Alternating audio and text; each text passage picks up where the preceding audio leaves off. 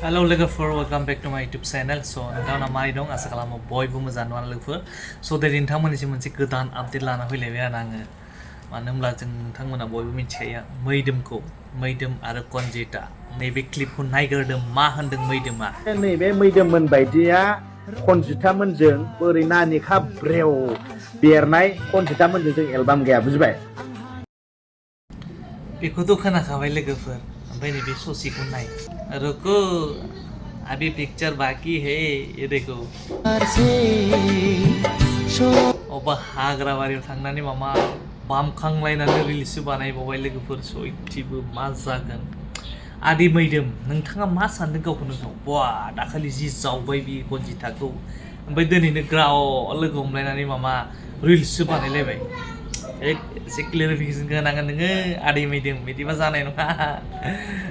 दैदेना दाखालि सानसे माबाय थानायाव मा बुंदोंमोन बा नोंथाङाबो फैनानै क्लियारिफिकेसन होनांगोन दै मैदोमा दै नङाबा जानाय नङा बिदिया सिरि सिरिनो.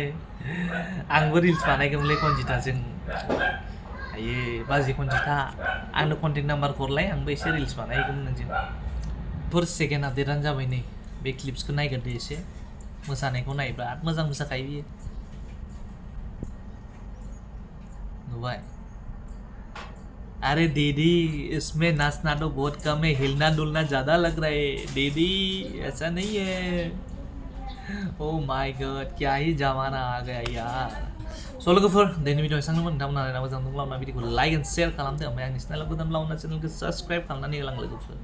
So नेक्स्ट भिडिअ थाबैनो लोगो मोनगोन. बाय बाय.